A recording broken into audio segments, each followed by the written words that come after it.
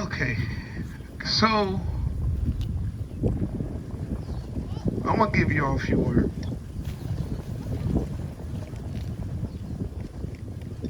And like I said, feel free to use your phone. We are gonna post this information up, so if you don't take notes, it should be online.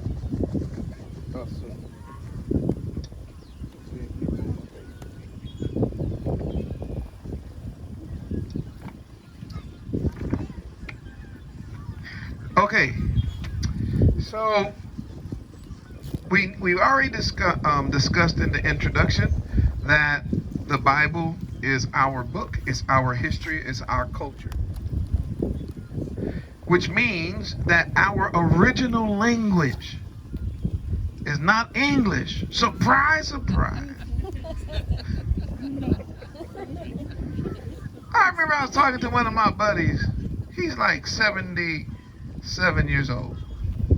And he said, man, if Hitler hadn't been stopped, we would all be speaking German.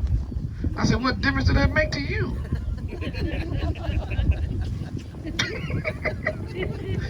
He just froze. He was like, you're right about that, man. You're right. Because neither one of these is our language. The Germans, the English, what difference does that make to you? The English didn't do you no favors. You know that, right? Have you ever heard of a thing called slavery? That was done by English-speaking people. I don't think German people could have done no different. All right. So our language has in it our culture. And Yah did that on purpose because he knew there was going to come a time where you would lose your culture. You would lose your language. So what he did was, he first put the language in the Bible. Watch this. Then he gave you codes in the Bible of how to get back to the truth of your own language once it was taken from you. You could get it back. And that's what we're doing now. We're getting it back. Then, of course, he put your culture, that is, who you were and what you did. I spoke about this a little bit yesterday when I dealt with David and the bottle in the smoke. And I talked about, he said, yeah, I will not, I did not forget his statutes. Statutes has a lot to do with our culture and our customs. So how do we know what those are? Especially if they told you that you ain't nobody, that you was a slave. And I tell people all the time, there is no way you went somewhere and picked up slaves. No, you picked up people. And then you turned those people into your slaves. But you picked up doctors and lawyers and botanists and builders and then you made them slaves. All right, now why is that important? Because in order for us to get back to the truth of Yah's word, we got to go back to our culture. Because Yah is not changing his word because they changed our culture. There's two major cultures in the world. Just write to the mental note or write them down. Two major cultures. One is called Eastern. The other is called what? Man, there we go. There's no Northern and Southern culture. It's just East culture and West. Is East side and West side. And unfortunately, we didn't grow up on the right side because the right side is the east side. Yeah, like in the Bay Area, they got the West Bay, or they call it South. They got West Bay and East Bay. That's where the Raiders were. They got up out of there though.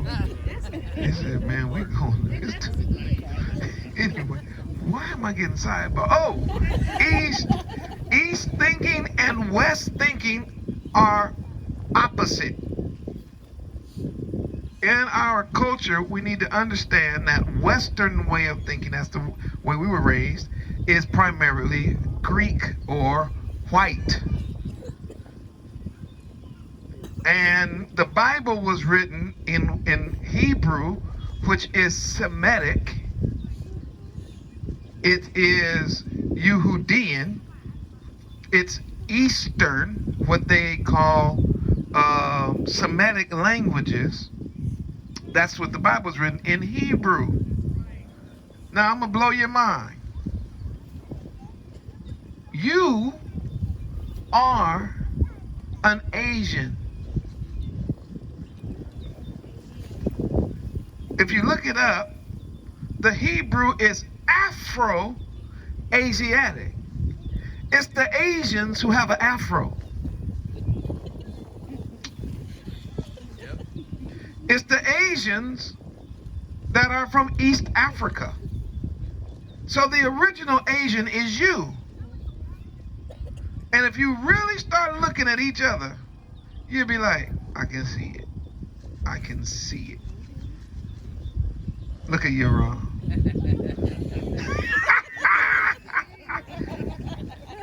He looked like a ninja.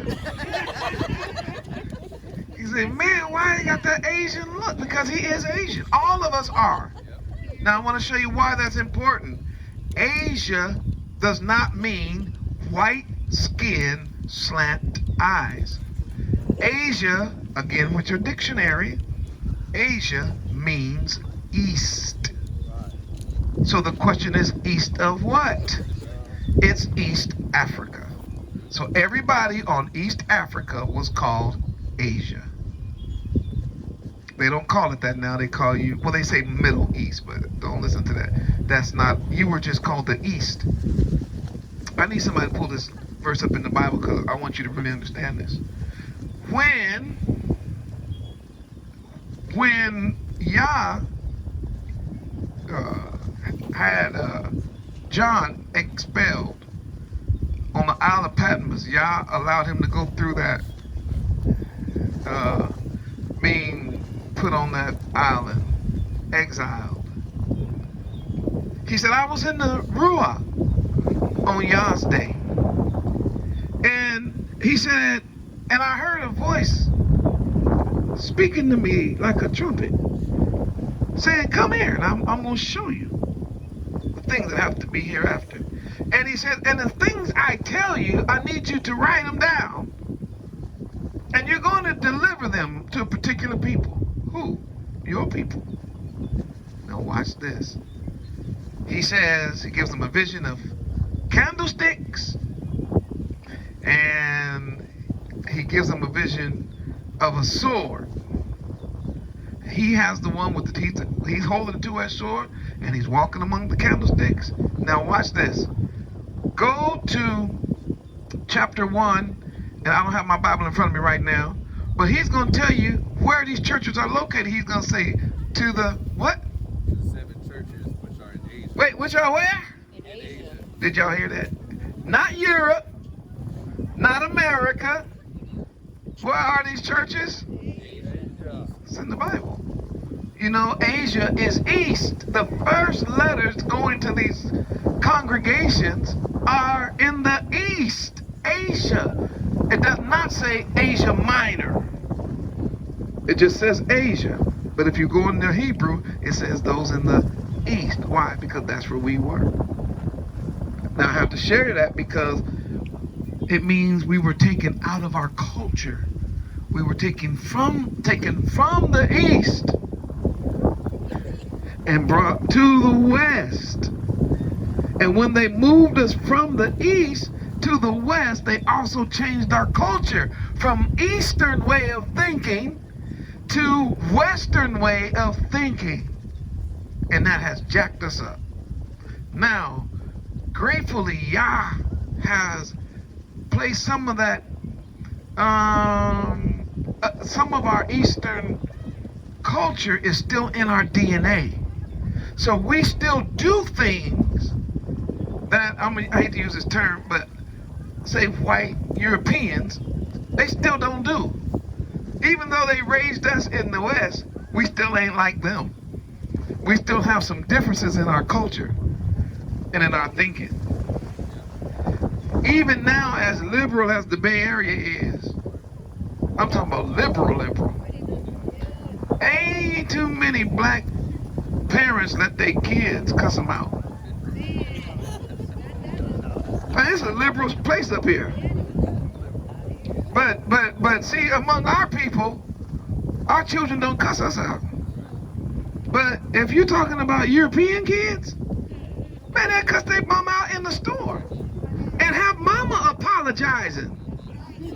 I'm sorry, can you just hold it? I'm sorry, can you just shh? I'm sorry, can you shh? I said I wanted some chiclets. Want some super bubble gum. And they be like, okay. That's not our culture, right? So where did we get our culture from if we're in the West, but we don't live like Western people? Where do we get that from? We brought it with us from the East. Because in the East, we had a scripture that said, honor your father and your mother, that your days may be long. And the way we interpreted that was, if you dishonor me, I'm going to shorten your day. Because every parent I know said to their child at one time or another, you know I'll take you out. It's culture. Do y'all know that culturally, you wash your hands after you go to the bathroom? But here in the West, you go into a public bathroom or a restaurant bathroom, they have a sign in there on the wall saying employees must wash their hands before returning to work. I'll be like, oh hell, I'm getting out of this restaurant. You gotta have a sign to tell the cook to wash his hands? Let me tell you something, we start that washing hand thing as soon as a child can stand on a stool. Go to the bathroom, wash your hands. If they come out too fast, we don't hear no water, we be like, hey. Go back in there. Hey, you could be watching your favorite show, not even paying attention to the child. Hey, I didn't hear no water. I didn't hear no water. Okay, so if all y'all can see that, it must mean it's a cultural thing. So if you're living in the West, where it is not the culture, it's where they have to be taught that even as adults, then where did you get that clean thing from? See what I'm saying? You got your cleanliness from the Bible. The Bible talks about being clean, washing. All right, so I'm just sharing that with you because as just examples, I could probably do this all day. I'll give you another one. We, from the East, don't let dogs lick us in the face. That's my brother right there from another mother. Tell the truth. Do we let dogs lick us in the face or our children? We'll pop that dog. Hey, don't do that. But here in the West, they share ice cream with their dog. They let the dog lick them all in the face. Come here,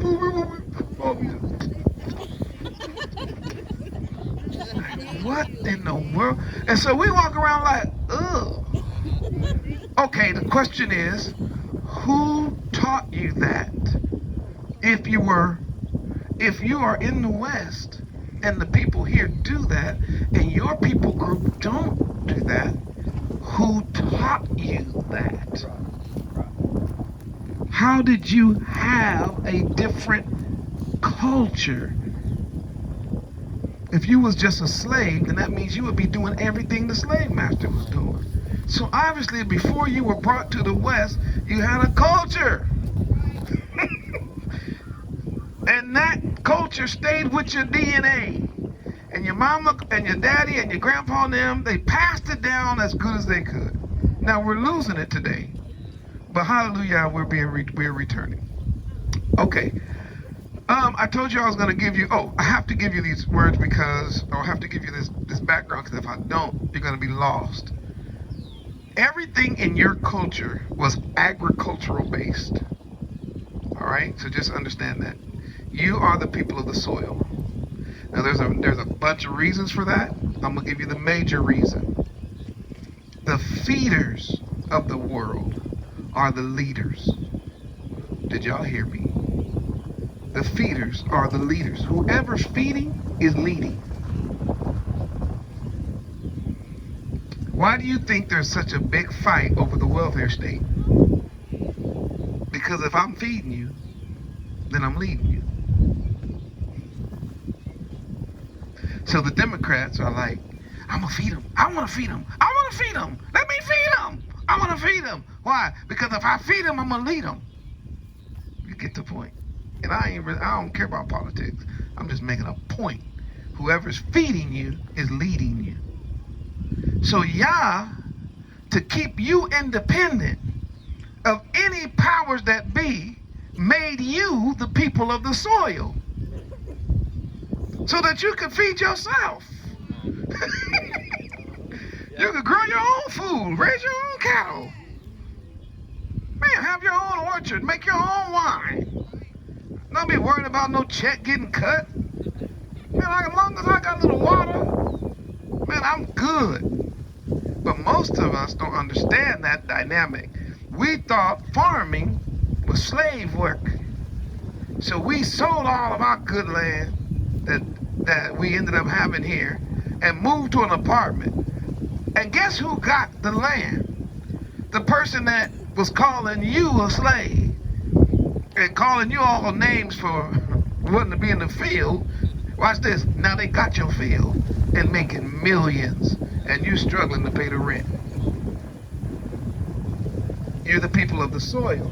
And all of your language goes back to agriculture or biography, or biology, sorry, biology. It's either biology or agriculture. So either your language is gonna talk about trees, grass, dirt, sky, leaves, water, or it's gonna talk about the human face, nose, mouth, hair, ears, touch, smell, senses, taste, all that. Your language is caught in that, and or is wrapped in that, and that is called concrete. And concrete is a simple word that means this: you can see it, touch it, feel it, experience it, you can know it. Versus abstract, which is you don't really know what it means. I asked a question to a guy the other day. He said he loves Trump.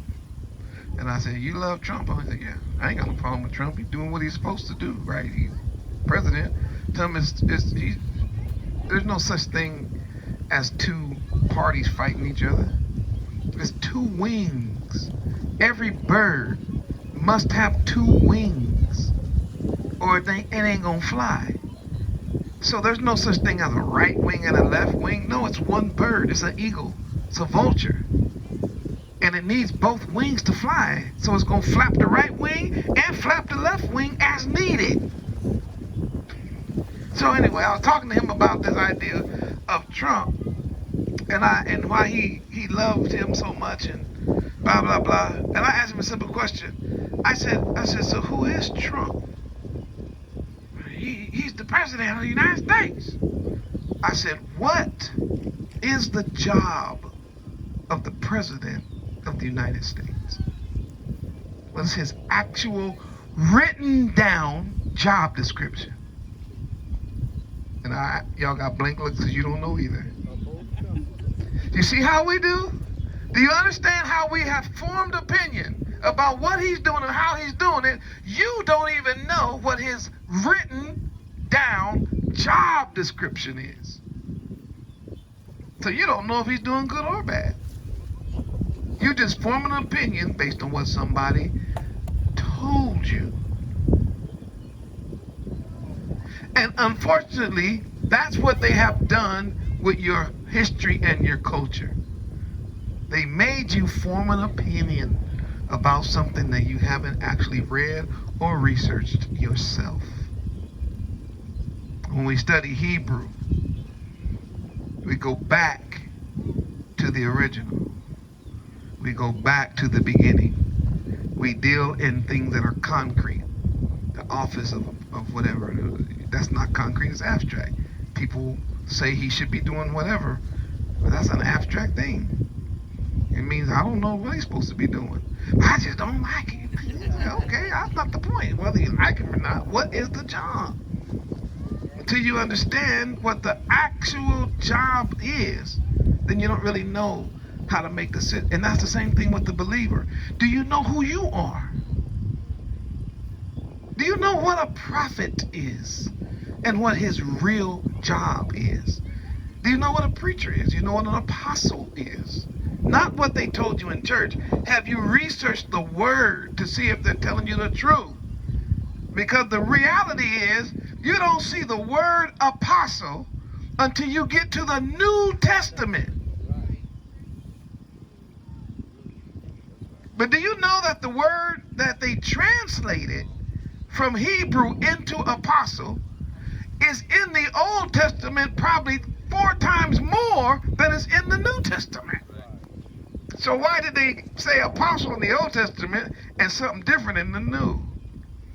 I'm sorry, backwards. Why did they say apostle in the New Testament and have a different word? Because the word literally means to send forth. So anyone who was sent forth from Yah with a message is an apostle. See how they do it? No, the apostles in the church. Okay, let's use that word church.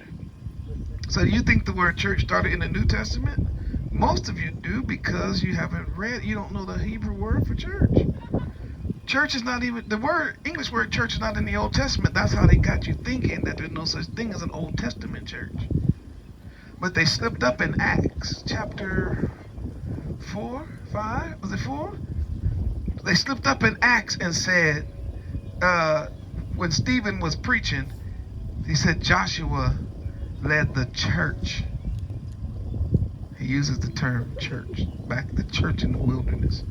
And why is that important? Is to let you know that they had already used they knew that there was a Hebrew word, assembly, koel, that they got their word ecclesia from, but they were trying to create a new thing in the New Testament. So they just changed the word that they had been translating assembly the whole time. When they got to the New Testament, they said, don't do that anymore, let's translate a different word. All right, which makes it abstract, because you don't know what a church is. Churches can be a building, but if I told you that there is an assembly of the heads of Israel, in other words, the assembly of men that come together on a regular basis, you can see that. So words have to be taken back to their original meaning. It has to be taken back to what's called simplicity. And of course, I already mentioned the fact that we are an agricultural based people, which means we should be in the business of not only eating food, but we should be growing our own food so we can understand the reaping and sowing process. We can also understand what it means to raise an animal other than a Rottweiler or a pit bull.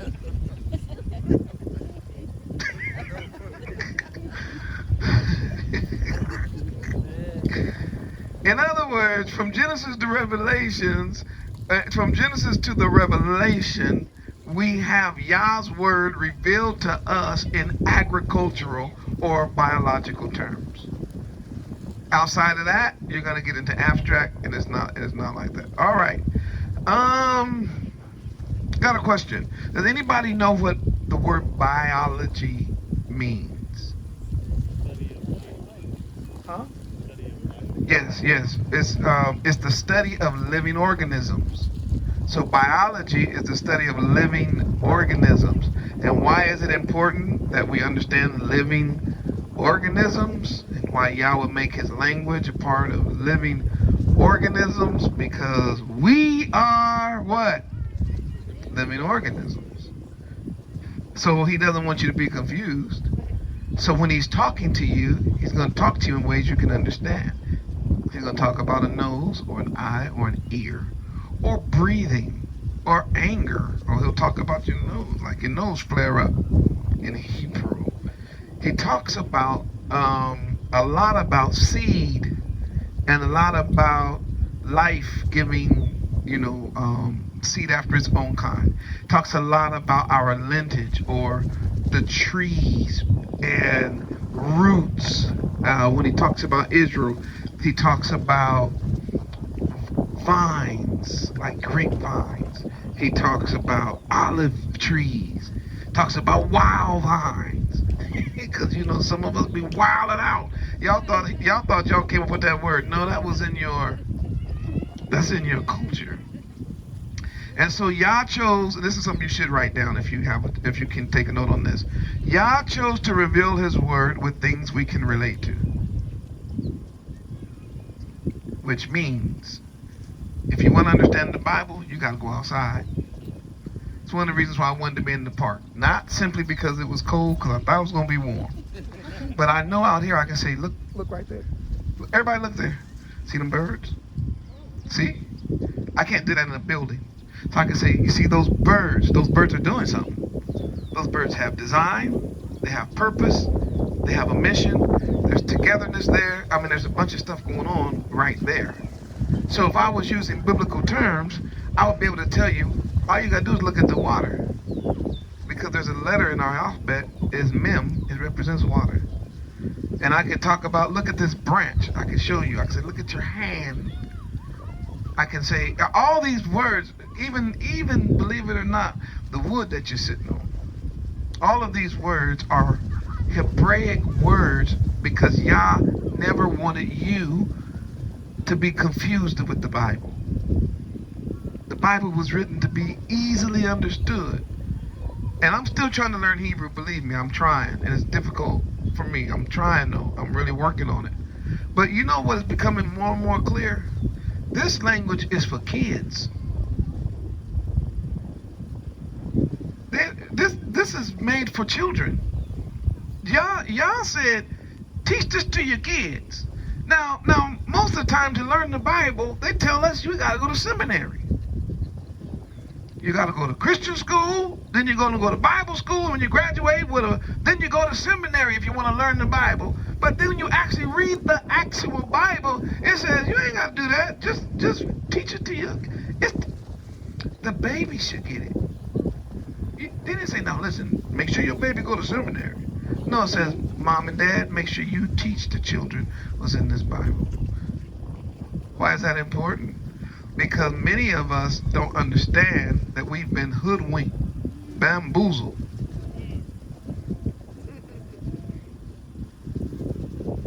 We didn't land on Plymouth Rock.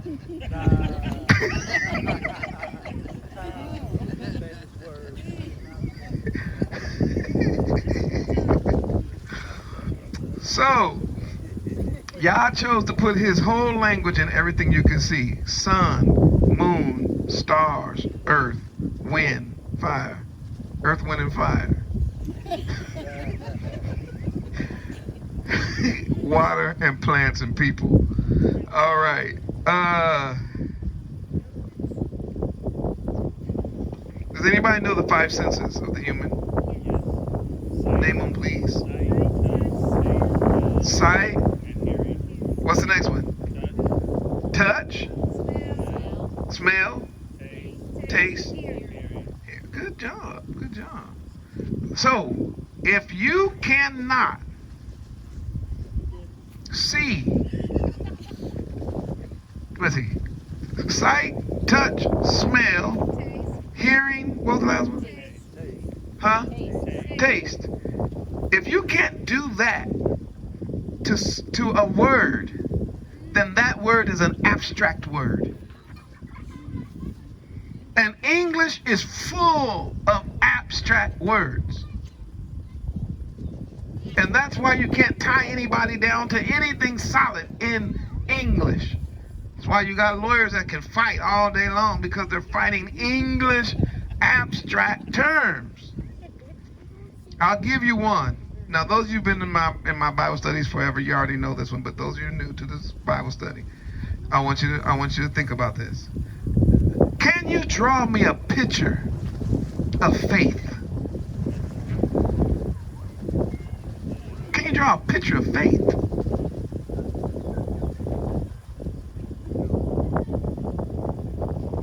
It has to be then what? That is abstract. Can you draw me a picture of grace? Because we say it all the time. We've been in church our whole life. So how come you can't draw grace? So to be honest, then you don't know what it is. If you can't draw it, great. I can make grace mean anything I want it to mean to you, because you don't know what it means. You have an idea, but what's the use of it? How is your idea valued over my idea? Some people think grace is something you say over food before you eat it.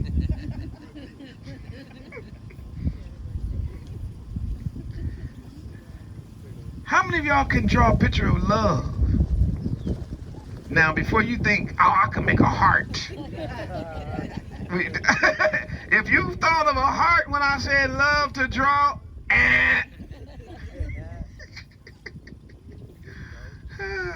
but love is an abstract word to you. And I can go on and on with that, but do you know that none of those words in Hebrew are abstract? None of them. They're all concrete. Let me prove it. I said, draw me a picture of faith, and your brain went. But if I say, draw a picture of a nail, then you'd be like, I can do that. Because I said nail, your brain shot a picture of a nail. Now, it might be a different kind of nail, big nail, small nail, long nail, short nail, doesn't matter, but you still got a nail in your hand when I said that. And everybody knows what a nail is used for. Tell me. To secure things, to fasten things. The word faith in Hebrew means to be securely fastened to Torah. So if I said draw a picture of faith, every Hebrew who understands the language would just took out a pencil and drew a nail stuck into either soil or into a piece of wood or something. And they would say, this is what faith is when you're fastened to something. I'll give you another one. I gave you grace. You couldn't draw it. But if I said draw a tent, just draw a tent.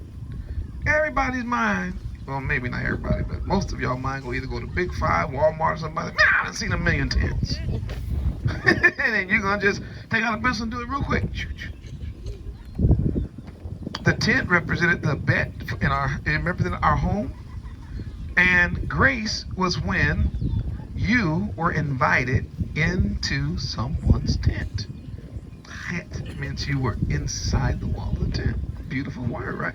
And you can do that. Why? Because Hebrew is not going to leave grace, a word as important as grace, to you to unravel in some weird abstract way. No, I want you to understand that when I'm extending grace to you, I'm inviting you to be in the house with me. And that means a lot. Because in the Christian church, they say grace gives you the license to act a fool. I'm saved by grace, so I'm going to go out here and do whatever I want to do. And then you find out, no, grace don't mean that. Grace means you in the house. Now, how many of you all would let somebody invite somebody in your house, and then they get in your house and start tearing up everything in the house, pulling your pictures off the wall, going through your refrigerator, talking about, I don't like this, I don't like that, and what? You'll be like, why y'all laughing? Because you already know. I don't have to say nothing. So now, the idea of you going into y'all's house and setting up your own rules and doing your own thing, you see how that don't make no sense? But if I gave you a faulty interpretation and told you it meant that you didn't have to do no work, see, the whole picture changes. All right, the last one I gave you was love. Now, if I said to draw a picture of love, of course you have a problem with that. But what would you draw? Those of you who know Hebrew, what would you draw for love? Those of you who know Hebrew, what would your picture be? What'd you say? Yes, you would draw a man facing the door of his house. That's love. What is love?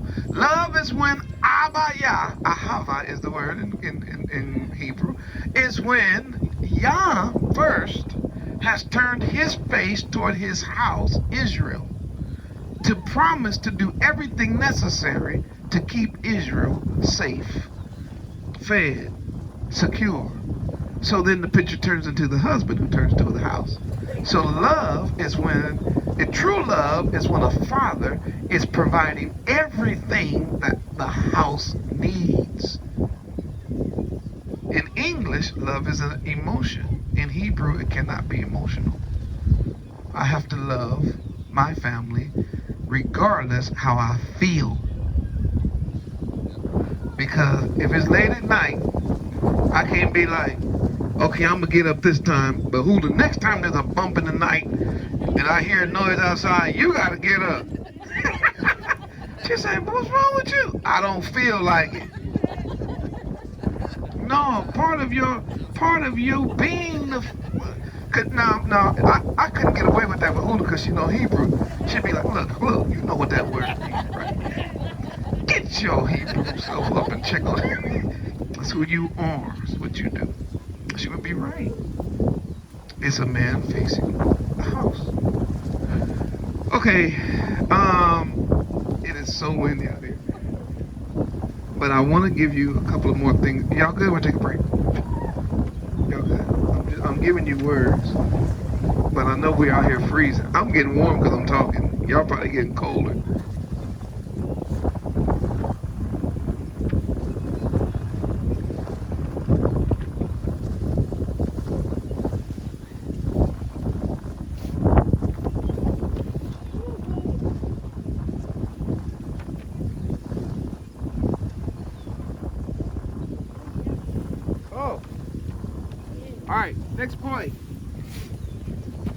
Next point. Words mean things. Alright? Don't let nobody tell you any different. Hey, how y'all doing? Words mean things. So you know how when we read and we come to certain words and we just like skip over them because we don't know what they mean? We like be reading, especially when we read the Bible in that King James version. You're like, that doesn't make no sense. We just flip to the Okay, in our culture, we were not allowed to do that. Do you remember when the devil came to tempt Yahushua? Does anybody remember that? Okay, he had been fasting for 40 days and 40 nights without food or water, and yes, without water. I know y'all don't understand that, but our people were ninjas. They were martial artists. Martial art is our thing. We're from the East, and so that was our thing.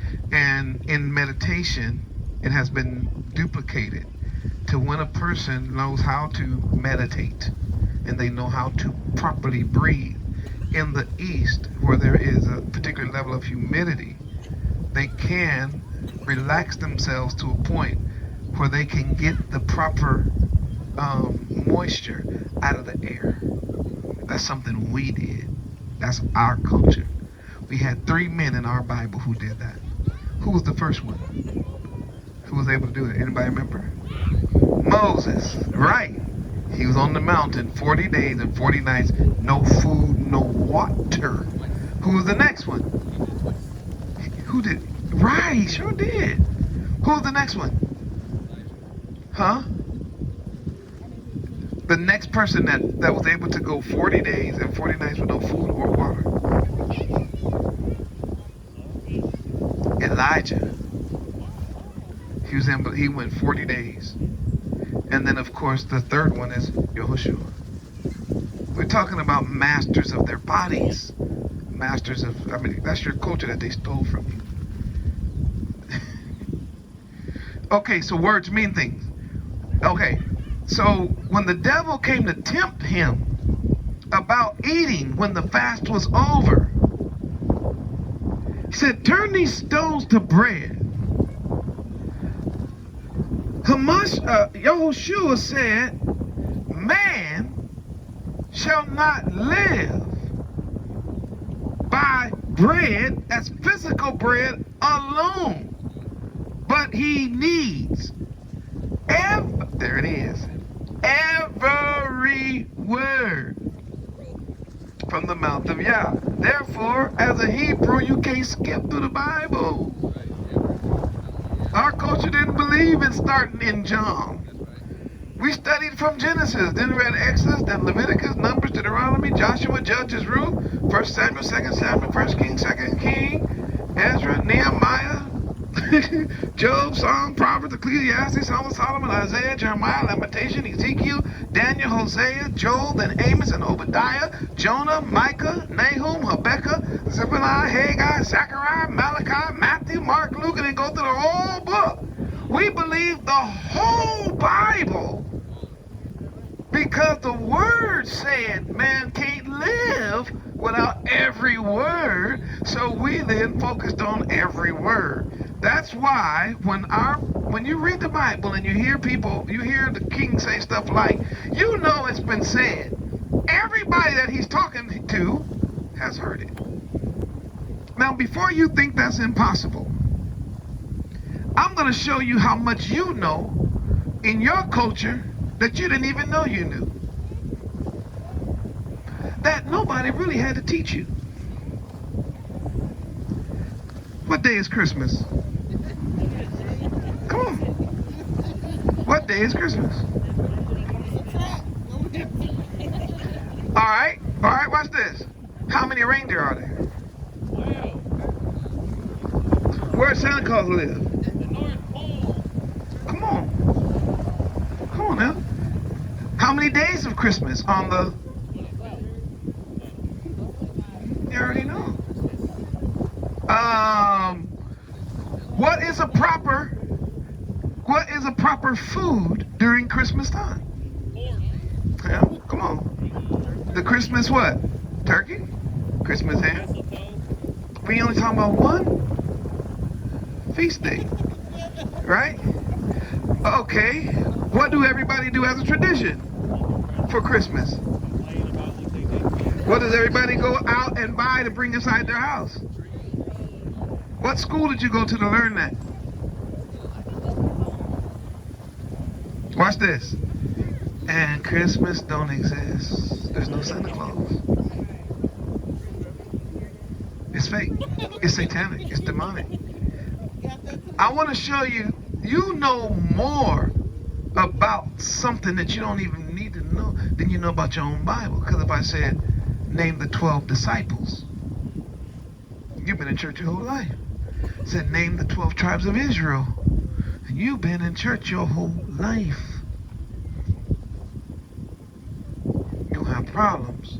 Why? How do you know 12 goddamn imaginary reindeer that's supposed to fly? And what's the special one's name? What make him so special? His nose, what does it do? How y'all know all that foolishness and can't tell me your 12 uncles? Because you do know that you got 11 uncles. Well, you got 12, like Ephraim and Manasseh, because that's 2 half tribes. How you don't know your uncle, but you know an imaginary fake reindeer glowing in a dark nose? So don't tell me you can't learn. You can learn. The issue is not whether you can learn. It's what you're choosing to learn.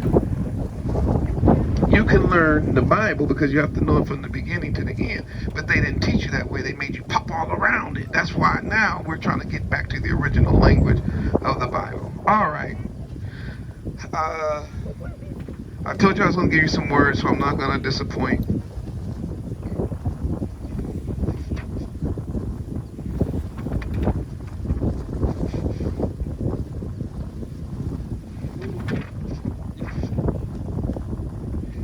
Here's one of my pictures I drew. I was doodling because I was trying to make an illustration. I was trying to doodle my teaching, right?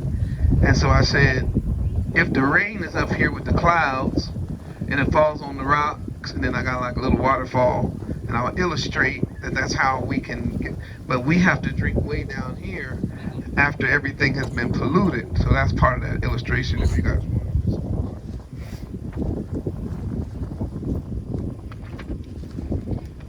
Here's your word. I gave you grace already, right? I gave you faith, and I gave you law. Now I'm going to give you the word. The word is debar. When somebody say, I love my word. What does that mean? How do you love something you ain't read? You don't even know what's in it. You got that line from your mom or your cousin. You didn't get that from yourself. You might mess around and read this and be like, I don't like this at all. But word is the word debar. And debar means to order back. To order back to a food source. To point to a food source. Say, what? Remember I said, Yeshua said, man shall not live by bread alone, but by every word that proceeds from the mouth of Yah. Then therefore, word must be to us as food. So the word to us is food. It's bread. It's water, it's sustenance, it's food. Do you know we had a judge? Her name sounds like Deborah. Do y'all know what her name was in the Bible? Deborah. And do you know what Deborah means? What happened? Y'all out? You freezing? Oh, okay. All right. We ain't going to keep you guys too long anyway because it's cold out here, but I get it. You got to go too? You want to? Say what? I mean, you can roll back with us if you want to. I mean, it's up to you. She ready to go. All right. I see you down the hill. All right. So Deborah, do you know what her name means in Hebrew? Anybody know? I'm not trying to put you on. This is not like a test or anything. I just want to know, do you know? Huh? Deborah. Deborah, it means bee, like a buzz. Bzzz, like a bee. Buzzing bee, like a honey bee. That's her name. Her name means bee. Deborah. Now let me tell you what's interesting. The word debar means to order to a food source. Her name is the female version of debar, which is Deborah, so that makes her the word for a bee, which is interesting because in the family of bees we got what's called the queen bee. And what does she do? She's primarily inside of a beehive, but the workers go out and do what? Find food. Then they come back into the beehive and they do their bee dance or whatever to let all the other bees know, hey, follow me. I found what? Food.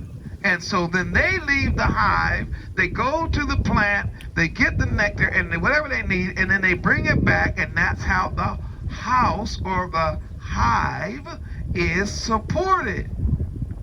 So watch this. If that's true with a bee, then it should be also true in Yah's family, which means we should be in the house and doing all we can. Those of us who are the worker bees, we need to be digging and finding the truth of Yah's word, flying out, doing whatever we can, so we can then bring the word, the bar, back to the family and say, here's the real food. We can find it in this book and that book, and that's when we do our research. So debar is our word for word, and that, do you see how different that is from an English definition? Because in English, a word is something you say. Okay, here's another one. I gave you church already. Did I give you remember? That's why we forget. Does anybody know the word remember, what it is in Hebrew? Huh? We have a prophet named after her. Yes, it's Sakar. We have a prophet in the Bible whose name is Zachariah. So when you look at Rariah, that's Yah, Zachar, to remember. So his name means Yah has remembered, or the one Yah remembers. Now, the word remember in English is not the word you think it is. In English, remember just means to think about something. Oh, forgot it. Oh, no, I thought about it. I remember. It's not Hebrew. The word debar in Hebrew means to speak well of, stand next to, and support or establish. Now watch this. Right, it means what? Yeah. It means to stand next to. It means to speak on behalf of or to establish. I'm gonna give you an example. Do you remember when Noah was in the ark and it had finished raining? The storm was tossing, and I'm talking about it was a storm. It wasn't no little storm. It rocked the whole world, right?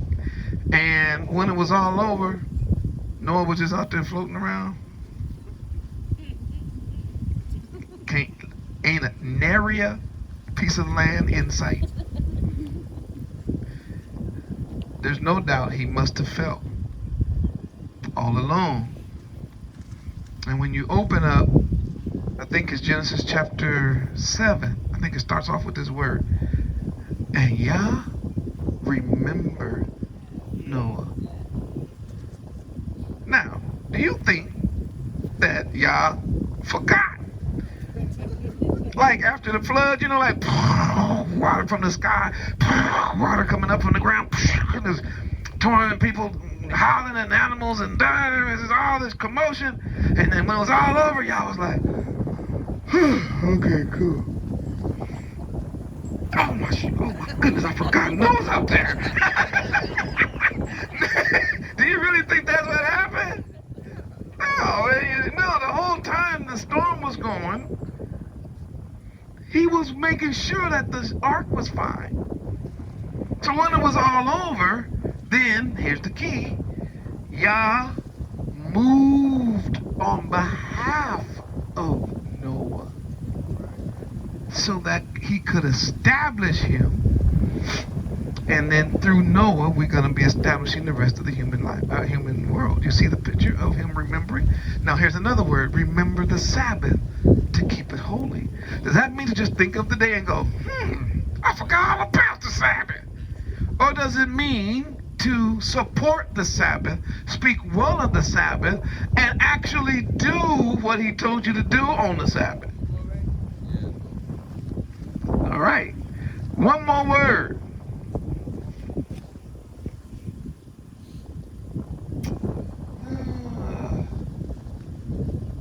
You had a word for me, Yaron. What word did you? Which one? No, I know, but which one were you? Give me one of the ones you used.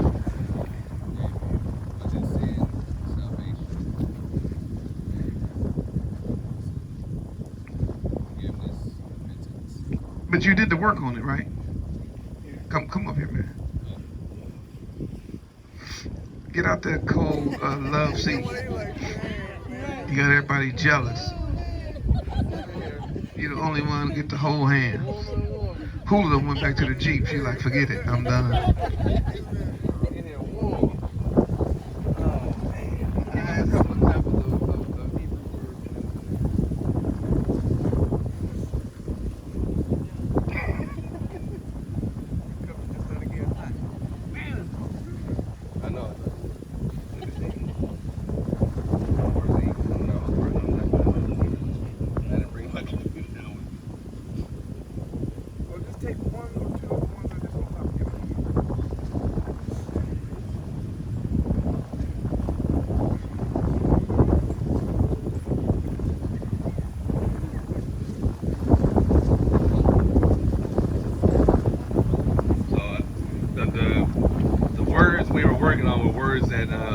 Initially, like Maura said, that we often use in church, and you hear the rest of the world use. And what words did we use forever? You know, like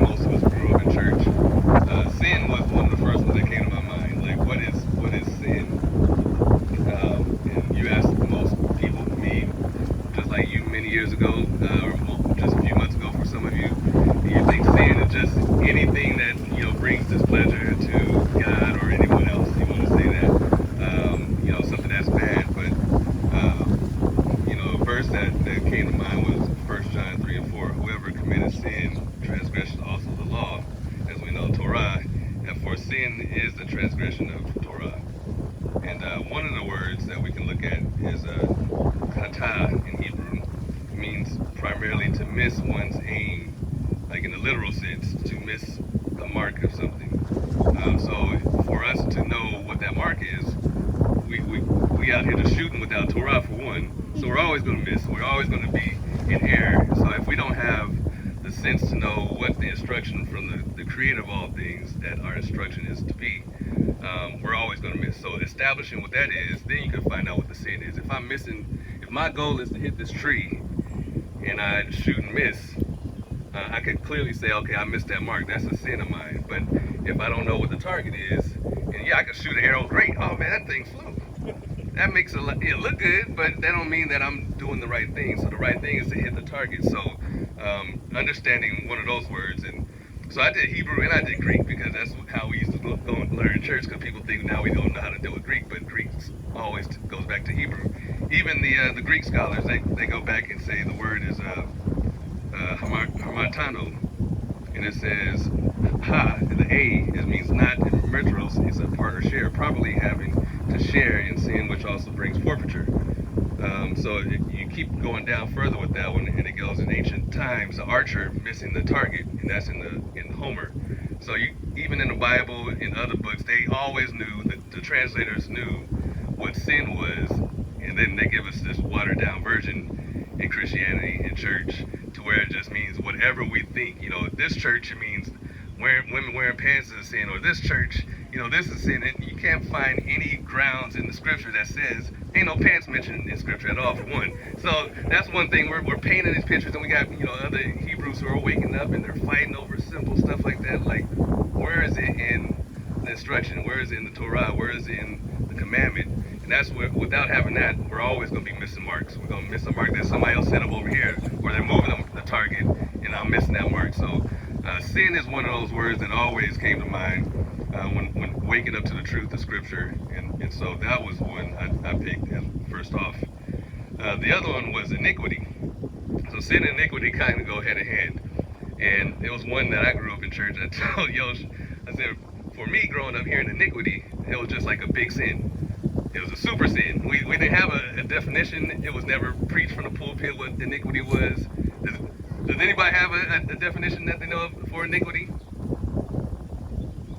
So yeah, so we grew up hearing iniquity is like, that's the worst of the worst. One of the words in Hebrew is avan, from ava, perseverity, for example, immoral and evil. Fault, iniquity is one of the words they use, mischief, but then it ends with punishment of iniquity. So the iniquity always has something that comes along with it. It has punishment. We see that time and time again. Matthew 13, chapter 13, verse 41-42. The Son of Man shall send forth his angels, and they shall gather out of the kingdom all things that offend, and them which do iniquity shall he cast them into a furnace of fire. There shall be wailing and gnashing of teeth. So that iniquity is always going to bring a punishment, and that punishment, as we know, is always going to be some kind of death, either now or the second death, which we don't want, definitely. One of the first uses of iniquity in the Tanakh is in Genesis 4:13. And it says, and Cain said unto Yah, my punishment, using that same word for iniquity, is greater than I can bear. He understood already that his iniquity and sin brought on the judgment. So he was already putting that implication there. But in English, we just get punishment. They change it, even though that word will mean iniquity some places, it'll mean punishment others.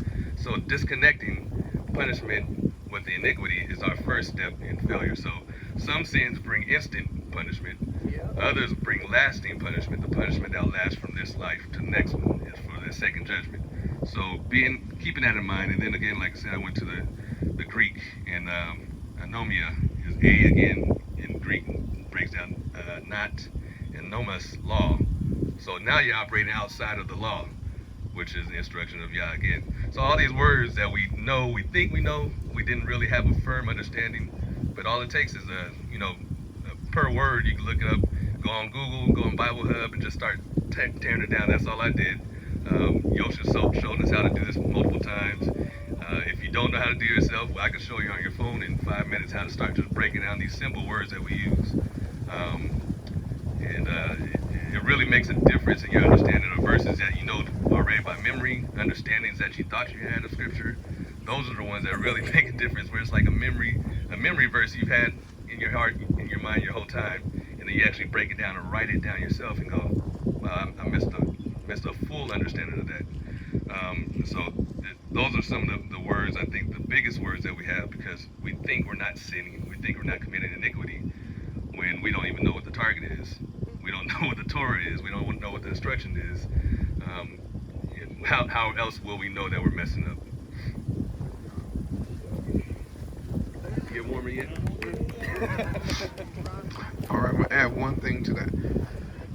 So the word for sin also has to do with to tie a knot in a rope. So if you were to draw sin, you would take a picture of a rope and a knot. Say, what does that got to do with anything? I'm going to tell you. Let's say if the target was on a tree and the bullseye was, say, this big around. They would take a rope and say every 6 inches they'll tie a knot. 6 inches more, tie a knot, tie a knot, tie a knot. Then when I shoot at the tree and I miss the mark, they would count each knot. Why? To find out how far I missed the mark. Why do I need to know how far I missed it? So I can figure out how to aim exactly right to get back to where I started. So here's a problem with us when it comes to sin. We don't know how far we missed the mark, so we don't even know how to get back. But the way Yah had it set up is that the idea was, look, if you six knots over, then that's 6 sins away from the mark. So you're supposed to shoot again. But this time aim this way, then it's go down to 5. But if you do the same thing again and now you at 7, you do know you're going the wrong way, right? You do know your shot is going.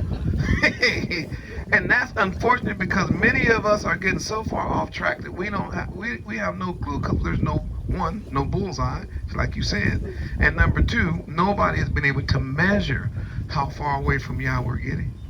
And you can tell, well, we used to be able to tell when we were pushing that last nerve of our parent.